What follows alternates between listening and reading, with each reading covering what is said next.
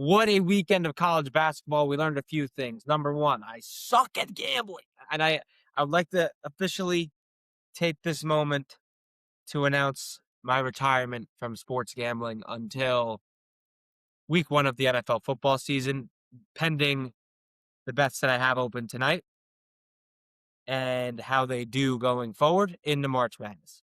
But let me just announce right now the potential end of the sports gambling career until week one of the NFL season. Potentially. Want that on the record. Number two, I wasn't able to watch like any of the first round of the round of 32 games. I was able to watch all of day one of the round of 64. Got fucking eviscerated, absolutely smoked. I was able to watch like the beginning of the round two. I got my phone taken at work because I was trying to watch March Madness. One table in the restaurant. One table in the restaurant. And I got my phone taken because I put the phone on behind the monitor. I remember what game I was trying to watch. St. John's, Northern Iowa. Had Northern Iowa team total under. Boom. Banged it. Either way, what a few days of college basketball. I also think I underrated Nebraska going into this tournament. But damn, did they get so much help from the refs? I gotta say this about Nebraska, man. I completely overlooked the Cornhuskers going into this tournament. They deserve to be in the Sweet 16, but I think they got a lot of help from the refs down the stretch in that Vanderbilt game. I feel bad for Tyler Tanner. He was definitely the best player on the floor. But Mast has been so huge for Nebraska. Every time they need a timely offensive possession, I feel like he gets one. He's such a presence down low. And then Price Sanford has been an absolute sniper in this tournament. He was 3 for 6 against Vanderbilt. I don't even know what he was in the first round against Troy. I think it was like 6 for 6 at one point. Absolute weapon. And Nebraska's the team now, man, in the weakest region that they've got some real momentum. They've turned things around. Maybe they've reached their midseason form where they were striping it from three. They shot 47% against Vanderbilt, and they shot it at a really high clip against Troy in the first round as well. So I think Nebraska's a team now that has some real steam, some real momentum going for them, and they're not going to be an easy out for Florida. I'm recording this before Florida, Iowa, so barring some type of miraculous upset, they're not going to be an easy out for any team in the Sweet 16 and Elite Eight going forward. So your Illinois, your Houstons, your Floridas, let's not look over the Cornhuskers here again. Houston still has to. No, Houston advanced already. Never mind. But yeah, as far as the other round of 32 games go, Michigan State, Cohen Carr, just unreal. I really wish Michael Brown was playing for Louisville. I think they had a really high ceiling in this tournament. McNeely has been a sniper from three. And if they had another good three-point shooter, another good scorer in Michael Brown, I think Louisville could have been more competitive. Not that they weren't competitive, but I think they would have gave Michigan State a better run for their money. Gonzaga was fraudulent all year. Everybody knows this. And then Matas, I don't know how to say Matas's name from Texas, but that dude has been just unreal for Texas in this tournament. He had 18 and 15 against BYU. He had 17 and 9 against Gonzaga. He is just such a beast down low offensively, and then defensively as well. He's a really, really good rim protector. So Texas is a team that has some real momentum now. They've won 3 straight, and they're proving that the SEC maybe isn't as bad as we thought it was. Counterpoint, they played Gonzaga, who was obviously the Pacific Coast Conference is a joke. We overrate them every year. St. Mary's got blown out by Texas A&M, right? And Gonzaga was a down year for the Zags in the Pacific Coast Conference. They also beat BYU, whose really only threat shooting the ball is AJ DeBansa. And then they have the size advantage down low with Matas over Keita. So Texas is in an interesting spot here. Who do they play? Purdue. I think Purdue should wipe them. I think Miami was better than Purdue. And that game I was also unable to watch. I had a soccer game, which is where I got this beautiful, beautiful sunburn from. Also, if you can't tell by my voice, the pollen is winning here. The pollen is just abusing me. I'm on the ropes. My back's against the wall. The pollen is just continuously just pounding me in the face. But I'm standing in there tall. I'm standing in there tall. I'm taking a beating, and we're going to move forward here. But boy, is going to sleep at night or staying asleep at night just an absolute war because my sinuses just get so congested. And I wake up and I got snot running down my face. It's just not a pretty sight. Not a pretty sight. However, we're standing there 10 toes tall. And I drove into work the other day, and this girl that I work with was like, you got your allergies with the pollen, but you're driving with the windows down. You fucking moron. I'm like, well, I didn't even think of that. And you know what I did today after she told me that? I drove to the soccer game with the windows down.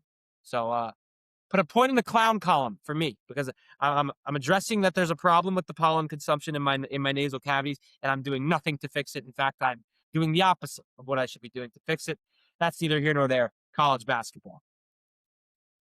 Arkansas High Point. I got to give credit to High Point, but Darius Acuff is just undeniable, and I am a little bit concerned for the Arizona Wildcats in the round of, or what would it be, the Sweet 16, man, because Darius Acuff seems like he will not be denied. However, there's definitely some holes in Arkansas defensively, and I think Arizona is way too good of a defensive team combined with their offensive firepower that they'll be able to at least maybe slightly contain or not give or keep Darius Acuff a little less efficient. And I don't think the others on Arkansas will be as huge as they have been over the past few weeks in the SEC tournament run. Like Brazil has been huge.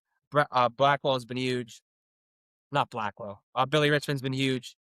Malik Thomas has been awesome. Like I think Malik Thomas, by the way, is playing some of the best basketball this season. He's been huge for them. We'll see. I really like Arizona. I'm curious what the spread's going to be. I think they're the best team in the country. Charles Barkley referred to it as the Arizona Invitational. Couldn't agree more, quite frankly.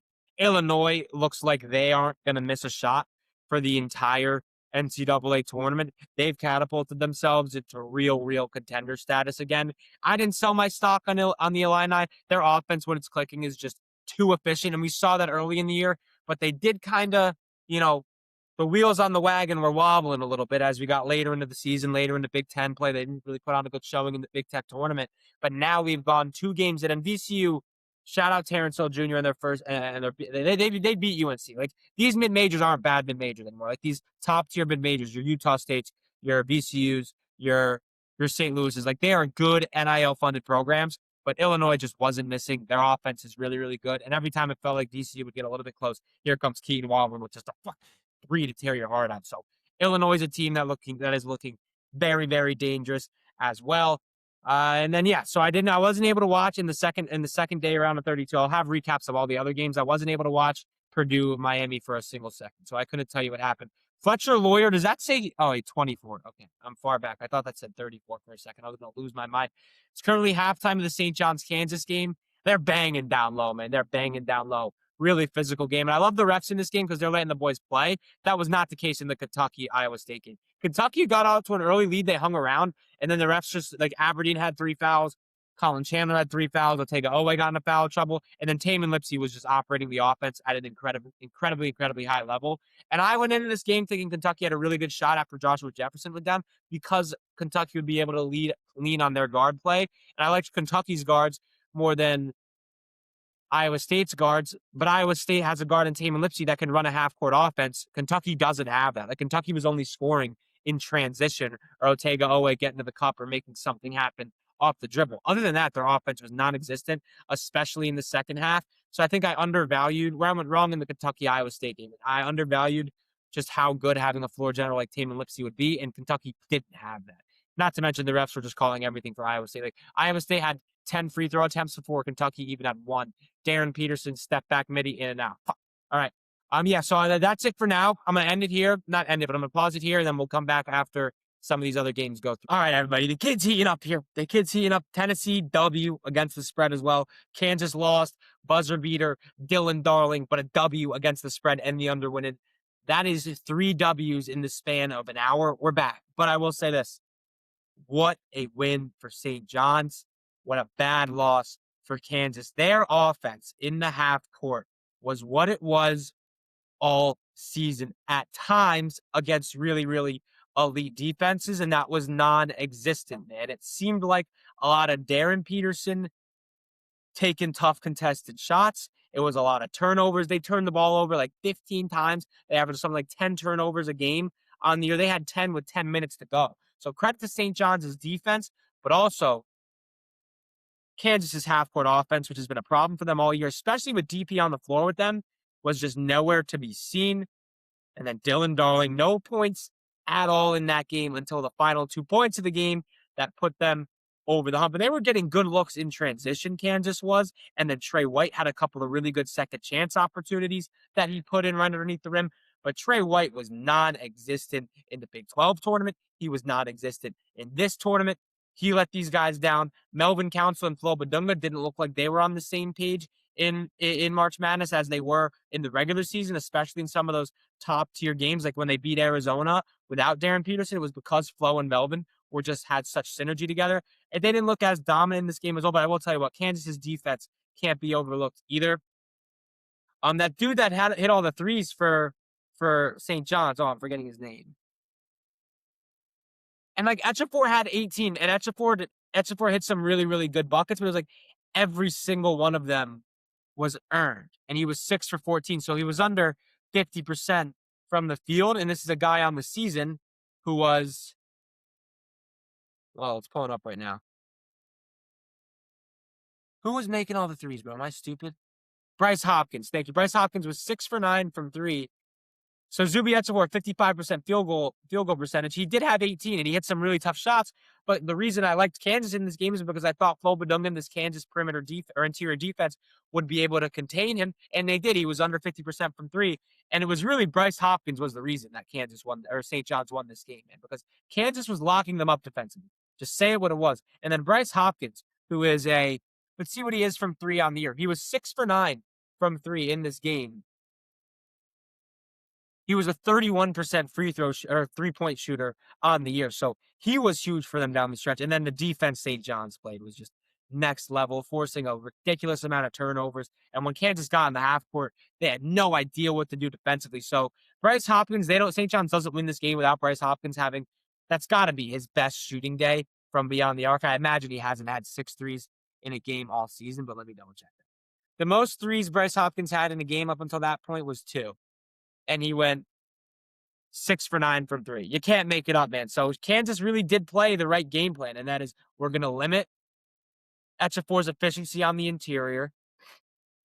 We're going to make them have to make a bunch of threes, and then a 30% 3-point shooter on the year goes 6 for 9. He didn't have more than 2 threes made in an entire game all season. He didn't have more than 1 3 made in an entire. Okay, no, against Bucknell, he was 3 for 4. But either way, like Bryce Hopkins was the reason St. John's won that game. It's because what he was able to do from beyond the 3-point stripe. I don't think they get that type of production from beyond the arc against the Duke team that is very good defensively. Probably not as good on the interior as Kansas is because they don't have a Flo Badunga, but they are a better overall defensive team than Kansas is. And Duke's offense can operate in a half court way better than Kansas's can. And Kansas would have won this game if a 30% 3-point shooter didn't go 6 for 9, right? And then Dylan Darling, obviously, with the really, really clutch bucket with this. I think he's a righty, but it might have been his offhand fading away. Good defense, just a really tough lay at the buzzer.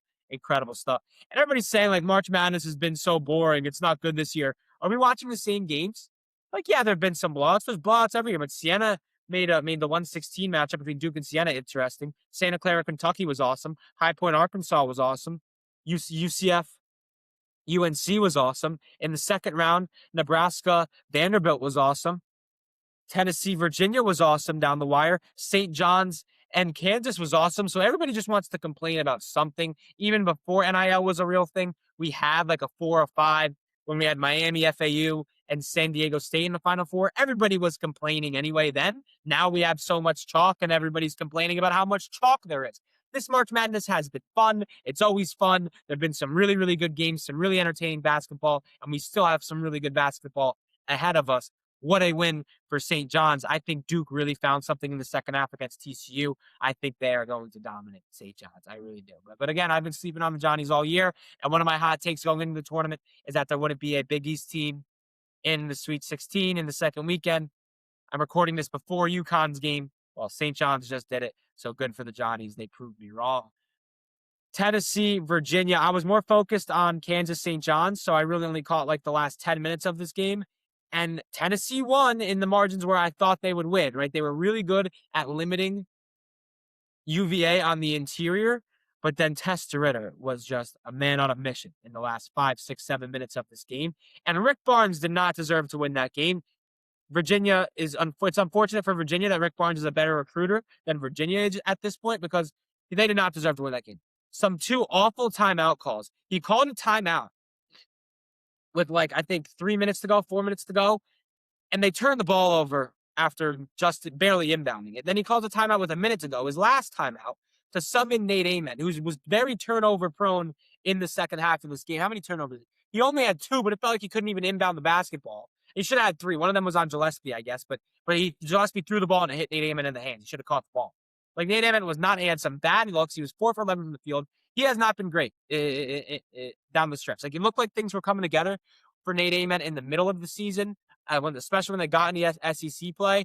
He was not good in the SEC tournament. He hasn't been good in March, albeit it's really just been shooting a little bit. Like, he's gotten good looks. He's going to get good looks. He's a really good shot creator. But then defensively, he's been caught out. He left Ritter wide open for 3 with like a minute to go against Virginia. Or not, it was like 2 minutes to go against Virginia. And then he almost turned the ball over with a minute to go after Rick Barnes calls a timeout to draw a play up for Nate Amon, just for Nate Amon to almost turn the ball over. Last time out of the game, by the way. So Rick Barnes almost choked job. And then UVA draws up a play for, I wasn't Hall. I don't know. I forget who it was in the corner. Just airmailed the 3, but it was wide open. Like, Tennessee got really, really lucky, but I feel like they did dominate on the glass. No, they didn't even. Virginia had 16 offensive rebounds to Tennessee's 11. And that's the margin that Tennessee was supposed to be so good at, but they were really good defensively. Only 39% from the field for Virginia. And where Virginia was getting a lot of production was beyond the arc with Ritter, who was 4 for 16 from 3, right? So 12 of his 22 came from beyond the arc, and then another 2 came from the free throw line. So shout out Tennessee. And then, oh my gosh, 6 for 11 from the free throw line for Virginia is just brutal. And Tennessee was 76%, and they got to the line way more than 25 free throw attempts. That's the difference in this game. So shout out Tennessee, really good win. Jacoby Gillespie is a dog. Okpara had some really, really good defensive help down low, and he was a really good, he had some really, really timely offensive rebounds. 4 blocks for Okpara is just nasty work. Again, their interior defense is so, so good, but they let up some dumb 3s, some easy 3s, and Nate Amon needs to be playing at a better level if Tennessee wants this run to continue. But again, 4 straight Sweet 16 appearances for Rick Barnes. It's just great stuff out of the walls. And I'll be back now after this Florida-Iowa game that is currently 55-49. Florida might be on the ropes. All right, what is up, chat? So it's 71-57, UConn over UCLA. That game's in the book. This Texas Tech game is just starting the second half. It's 49-25.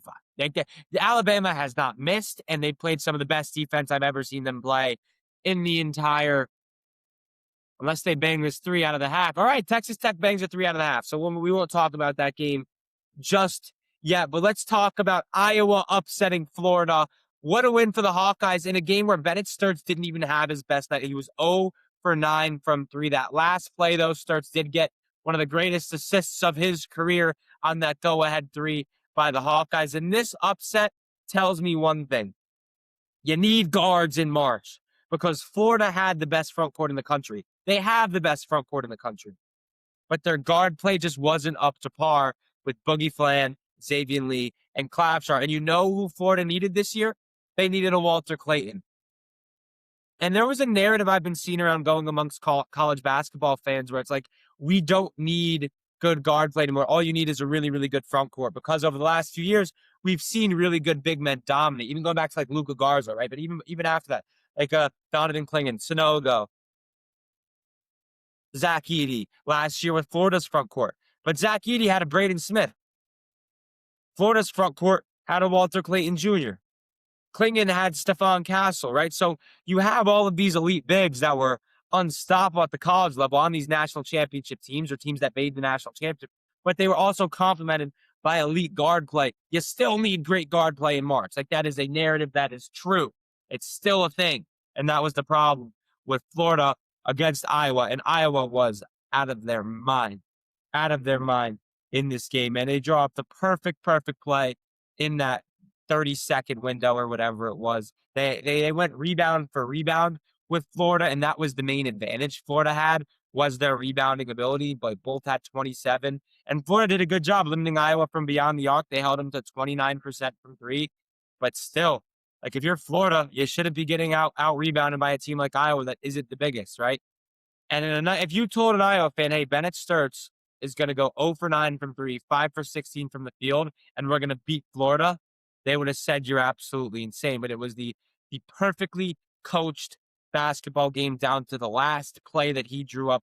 Well, I don't even know if it was designed. I'm sure it was, but Bennett Sturts got the ball to, I don't know how to say his name. I don't want to butcher his name. We'll just say his first name. Alvaro Figueres. I hope I'm not butchering it. And he was ice. No hesitation. pure buckets. What a win for the Hawkeyes. And now it's Iowa, Nebraska in the Sweet 16. Who had that on their bingo card? Arizona, Utah State. What a win for Arizona because Utah State did keep it close in the second half. Arizona went up like 16, and then Mason Foss left, MJ Collins and company. They kept this motherfucker close, and Arizona did a really good job in responding. Jaden Bradley is this year's Walter Clayton. He's been huge for Arizona. He was averaging like 4 more points per game in the regular season against opponents at the time that he played those opponents if they were ranked than he was in normal games. He's been clutch for them all season long. And Arizona has what has been the formula for a national champion, and that is elite guard play combined with elite play in the front court. They have that in Koa Pete and Krivas, and then obviously Burries and Bradley are unbelievable. And Delorso, who didn't have a good game against Utah State, really slept on 6-man off the bench as well. They look like the best team in the country. Charles Barkley's calling them calling this tournament the Arizona Invitational. I totally see where he's coming from. If you're a Utah State fan, man, you're losing some key pieces. Like I think Collins, Fosslev, the 6-man that wears a headband, they've been there for a minute. Not Collins, he transferred in, but you're losing some guys. Your program's gonna be fine. I mean, you've proven you can go and get transfers from power conferences. You've proven you have the player development. You have the NIL money to be a really good contender at the mid-major level. Utah State's going to be fine. They're not going anywhere. They might take a step back because obviously at a mid-major, you build through years of player development, and they're losing a little bit of that. And you want to combine your player development with allocating assets to when that player development is peaking with a good signing in the transfer portal. And that was the MJ Collins thing this year for Utah State with Fosslev. And it just didn't work out. And it kind of worked out. I mean, they won the Mountain West.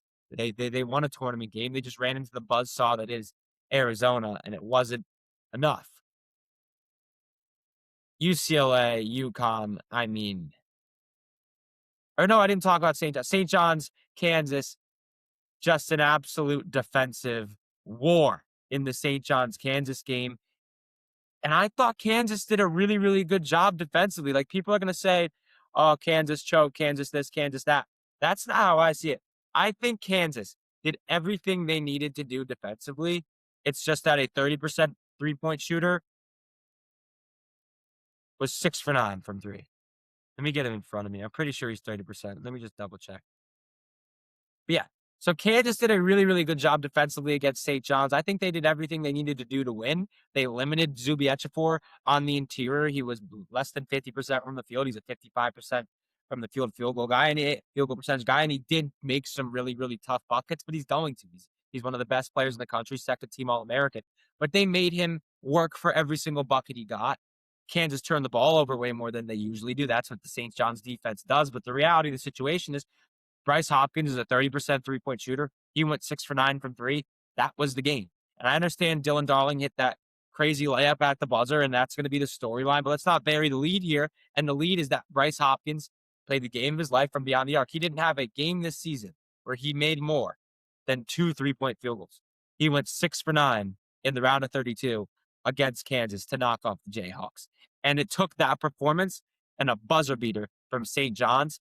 I think they're in a little bit of trouble against Duke because Duke not only is a very elite team, better defensive team than Kansas is, no disrespect to Kansas because they are really good defensively, but Duke's offense is way better in the half court than Kansas's was. And Kansas's half court offense was just absolutely pitiful. And Alabama just continues to not miss. Like they are just simply not missing. Like what the fuck, dude?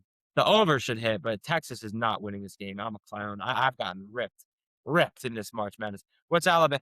Alabama is, they're only 42%. I feel like they've made way more. They've shot 33 threes. There's 15 minutes to go in the second half. Holy shit.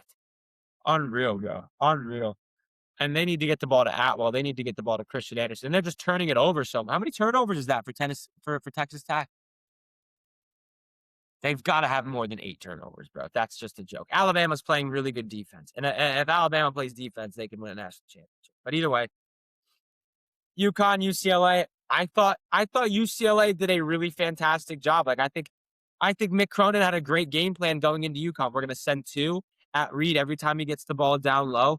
They contained Solo Ball, who was a non-factor. It's just Alex Caravan, who should be working a 9 to 5, had a career high, had 27. He wasn't missing. He was pure. And Braylon Mullins hit a few threes late in the shot clock that were just absolute daggers to really good defensive possessions by UCLA. And UCLA was a team that just didn't turn the ball over a whole lot. And they were getting a lot of turnovers. UConn's defense was suffocating. They were getting a lot of turnovers. There was no type of presence at the rim. Donovan Denton had smoked a few layups that he usually makes. He didn't have the same touch around the rim that he usually does. Sky Clark was a non-factor scoring the basketball. They were really missing Tyler Bilodeau. And I think if they had Bilodeau, this would have been a really completely different game. And Caravan also went off. Caravan went off. Solo Ball didn't have a single field goal, and UConn won the game. How does that even happen? And then they're just so much deeper than UCLA too. Like they had a few guys off the bench that just played really, really good games. Jaden Ross was just unbelievable. He hit a few clutch threes, and he was so good defensively as well.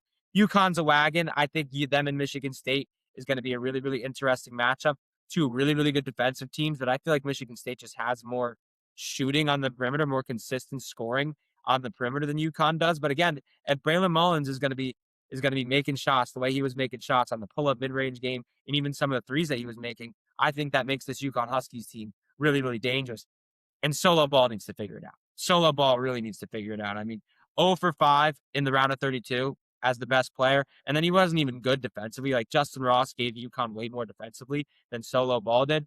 That's your franchise player. He needs to step up. Ultimate Alex Caravan bailout job for the Huskies. But again, he's a good player. He's a really good player, 4-year starter for a reason. He was unconscious tonight. It seemed like even some of the passes he was making, like he didn't have that many assists, but there were a couple bricks on some just beautiful dots from Caravan. Like he was playing, he was cooking. He was absolutely locked in. And then not the greatest game for Donovan Dent. But again, and Bilodeau was playing. Is this a different story? I think it really might be, man. But yeah, good win for UConn and UCLA losing. That cooked me in all my brackets, so I'm fine. Because it didn't cook me, but the brackets that I have Arizona winning, it's like I also had like the same Final Four as some of these other guys, and they had UConn winning. I had UCLA winning. I'm cooked.